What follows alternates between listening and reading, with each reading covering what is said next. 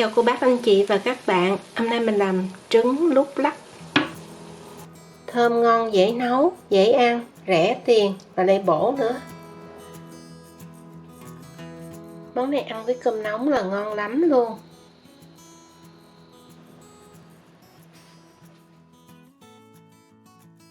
Món này mình sẽ cần có 6 cái trứng gà, rau xà lách, rau thơm như là ngò rí, lá quế để chút mình ăn kèm, 2 tép tỏi, 160g ớt chuông, 2 cọng hành lá.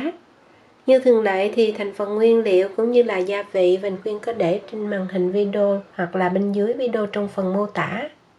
Cô bác anh chị vừa coi mình khuyên làm và làm theo cho nhanh. Tỏi mình không cần bằm nhuyễn lắm.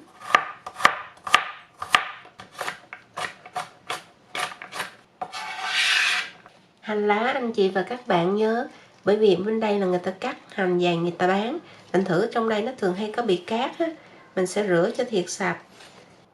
Cái hành này nó lớn thì mình cắt xéo vậy, còn hành nhỏ thì cắt khúc.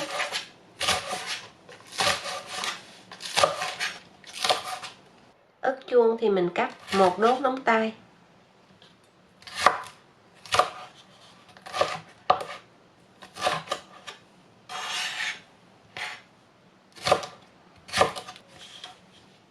Sau đó cắt đa. Xà lách mình cho ra dĩa và cắt nhỏ vừa ăn. Cho dầu vô chảo để chiên trứng. Để cho trứng có vị thì anh chị và các bạn rắc một chút xíu muối, vừa giúp cho nó không có văng dầu, vừa giúp cho trứng nó có vị hơi mặn mặn. Và chờ cho chảo nóng, dầu nóng rồi cho vô chiên. Khi dầu nóng, để cho trứng không dính thì mình sẽ lắc chảo, sau đó mình để lửa trung bình. Rồi cẩn thận mình úp lại nè, đặt lại như vậy luôn. Mình chiên cho nó nâu vàng hai mặt.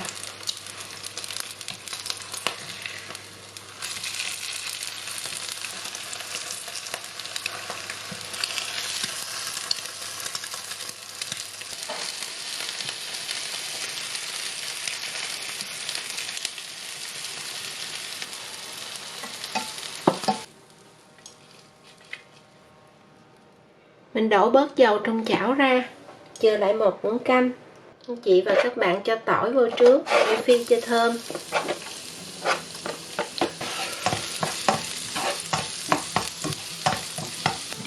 Rồi cho hết ớt. Mình chừa cái hành lá lại chút cho sau.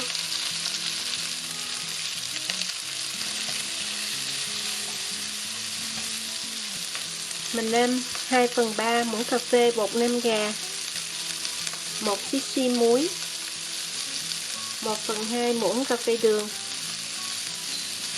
Rồi đảo lên.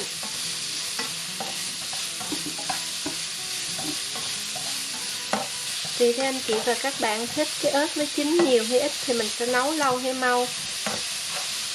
Rồi khi mình thấy nó rám như vậy là được rồi. Trứng mình sẽ cắt đôi hoặc là cắt ba tùy thích.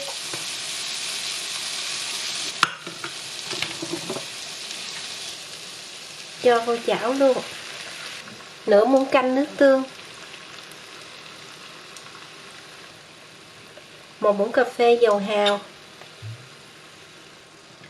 và mở lửa lớn lên lại. Chị và các bạn đảo hoặc là lắc chảo cho nó chín đều.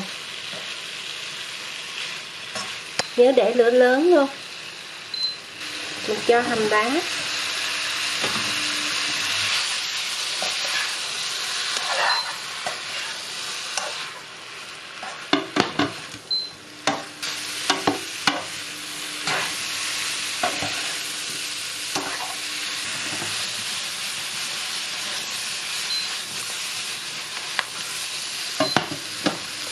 Rồi như vậy là mình đã xong một món ngon với lại trứng. Cho ra dĩa xong cái mình cho tiêu lên nữa là xong. Cô bác anh chị và các bạn đã có được một món ngon, nấu nhanh lẹ cấp tốc.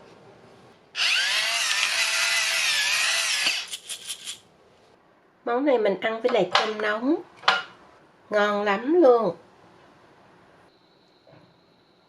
Cô bác anh chị và các bạn nhớ kể cho Bình Khuyên nghe cảm nhận về món này nha.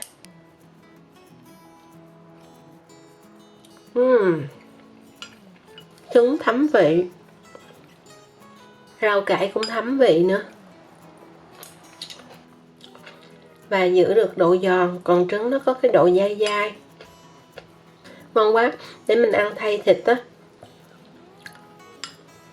Và chúc nhà cùng nấu ngon, cùng ăn ngon.